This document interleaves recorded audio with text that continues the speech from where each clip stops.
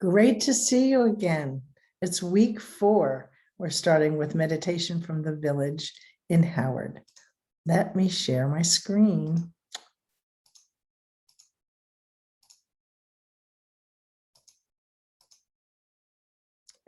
This week, we're doing Songs of the Soul, part of our Village in Howard Meditation Series 2021, and I'm Fran Dummett, hosting this series.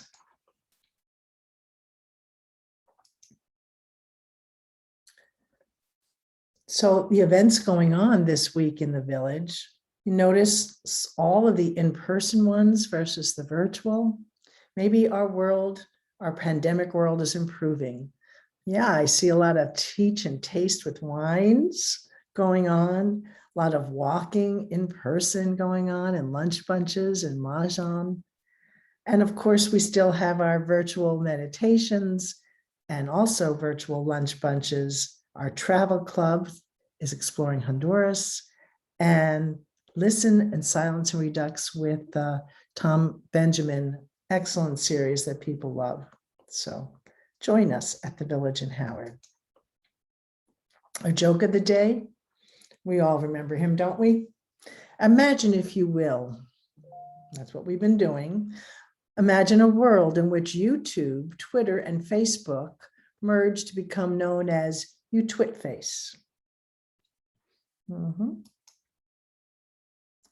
So now that I've got you smiling, take a deep breath in and out and smile and welcome all. Today, our subject is Songs of the Soul, inspired by a member, Carol Lobel. We're going to explore Rumi, someone who I loved a couple of years ago and have reconnected this year. Music is by Brian Rowe, Love Mourned. We have many Rumi quotes and silence. So you're saying, who in the world is Rumi?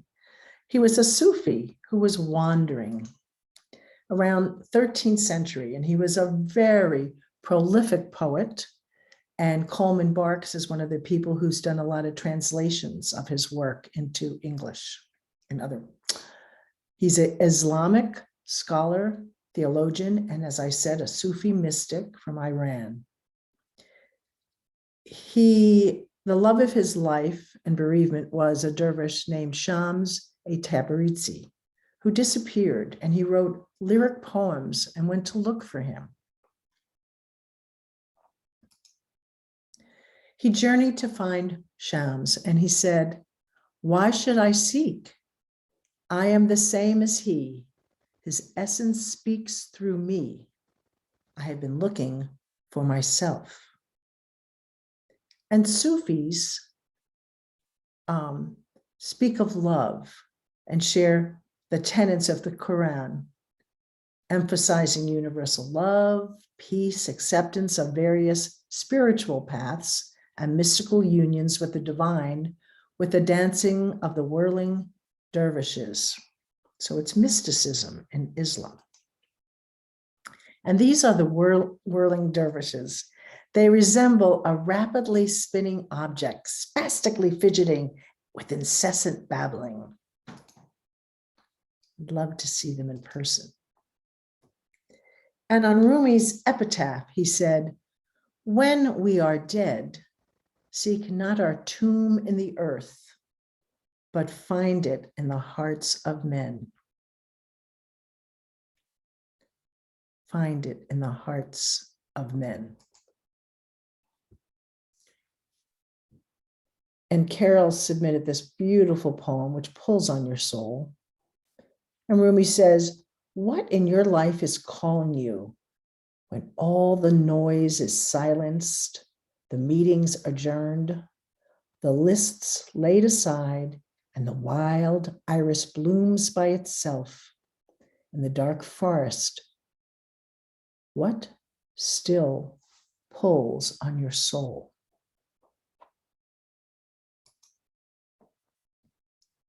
Be what you do. Let the beauty of what you love be what you do. Does that sound familiar with Deepak Chopra's mantra? I think that's our theme this week. So I want you to think for a while, and you can turn off the machine as you're thinking about what you love to do. Bathe in that thought.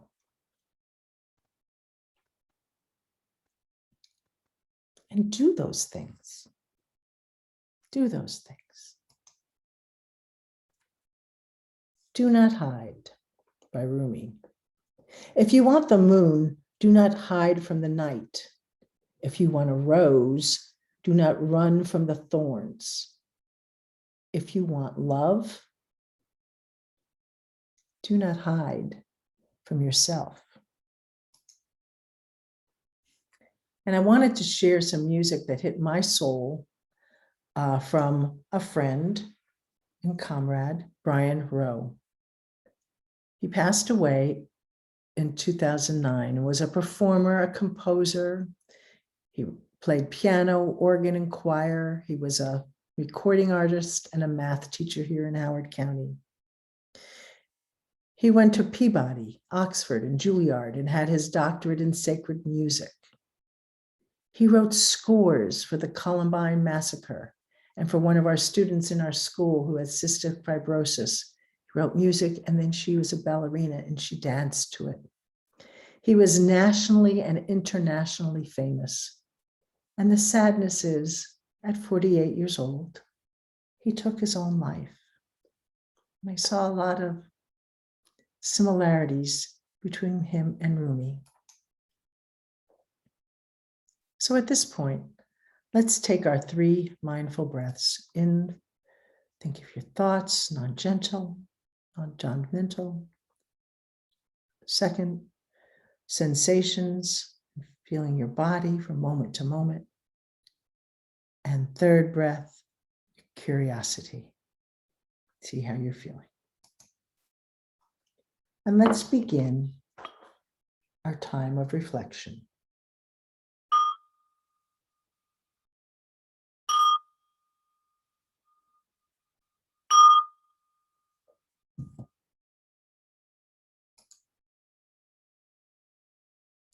Settle your body into a comfortable position, releasing your shoulders away from your ears, unclenching your jaw, and dropping the tongue from the roof of your mouth.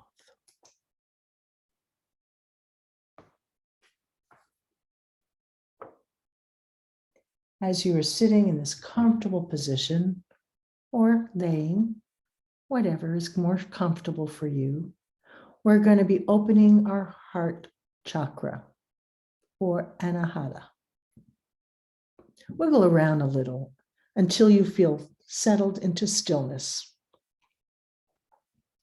The following meditation will help you to connect with your heart chakra, anahata.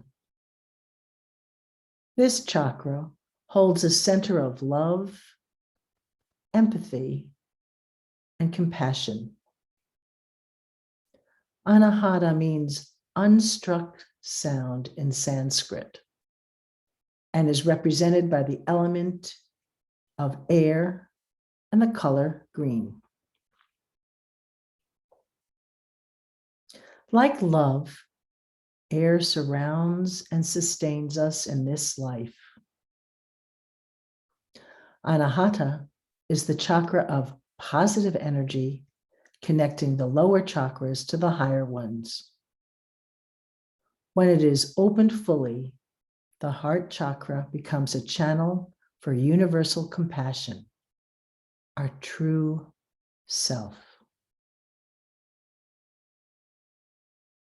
It is here in this space that we invite the infinite love to flow through us, allowing it to heal ourselves and others.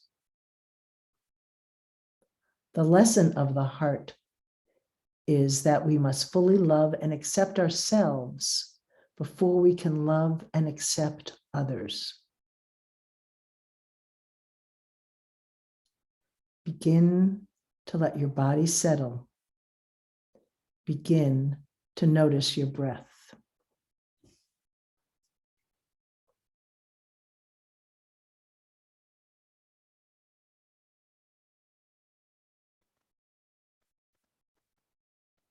Spread your collarbones wide, opening up the space that holds your heart.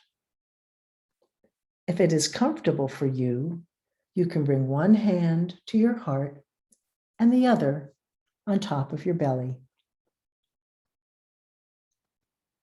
Bring your awareness to the space that surrounds your heart and notice this space rise and fall with your breath. As you inhale, feel your body expand and fill your lungs with fresh air. And as you exhale, feel your body and belly contract, emptying out, creating a space for new awareness. In, out, in, out. Now imagine you're breathing in a large emerald light through your nostrils, settling down into your heart space. It brings it warmth, making the entire upper body feel toasty and cozy. As you breathe, allow this light and warmth to grow.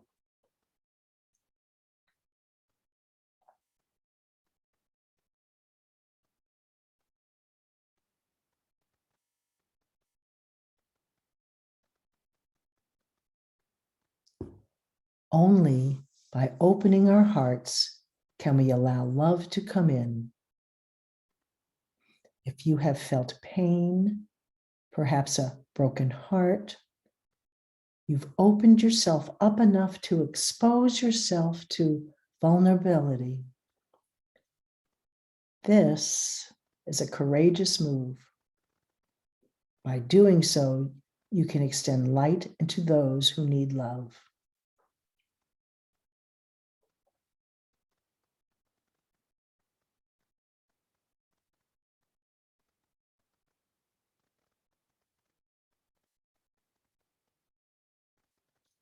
Now, take a moment to call to mind someone or multiple people whom you love. Bring their faces very clearly into your mind's eye and allow the love to radiate from your heart space out into this person or persons.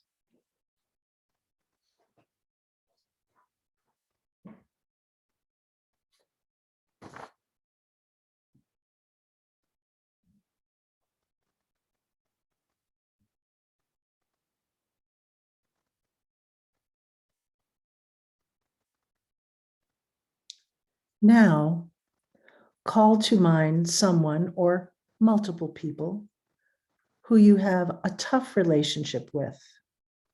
Bring their face very clearly into your mind's eye and allow love to radiate from your heart space out into this person or people.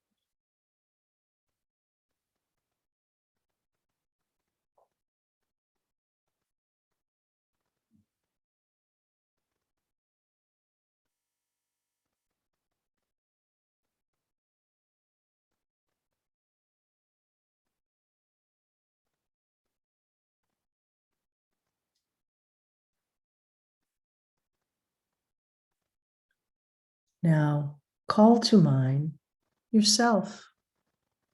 Picture yourself here in this room. Bring your face very clearly into your mind's eye.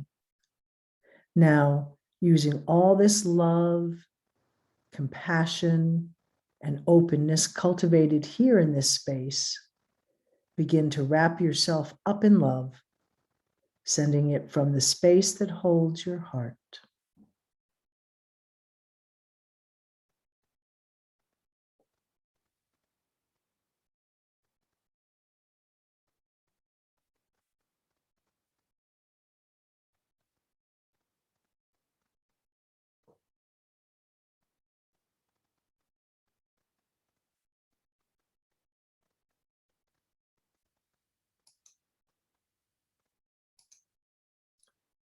The quieter you become, the more able you are to hear.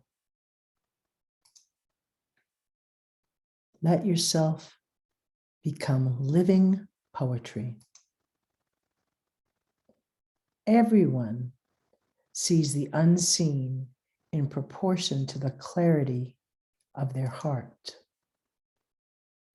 And now, beautiful music from Brian Rowe called Love is Mourned, Songs of the Soul.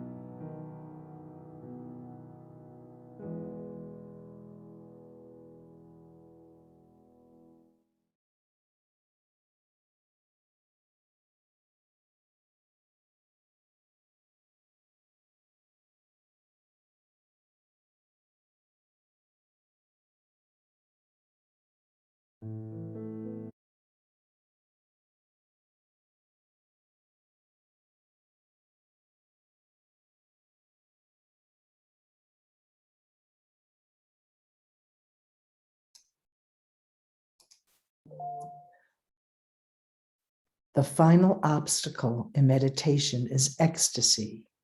You feel great bliss and happiness. Pass on to the next stage, which is calm.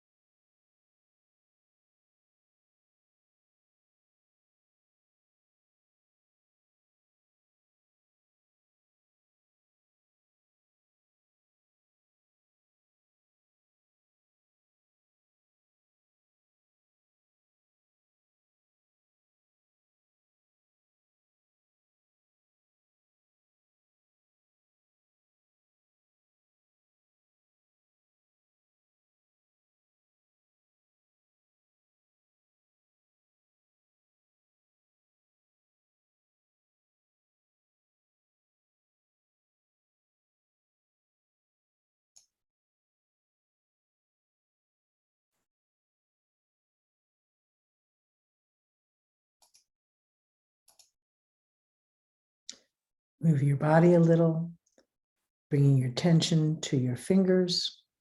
Start moving them gradually, body part by body part, slowly coming out of meditation.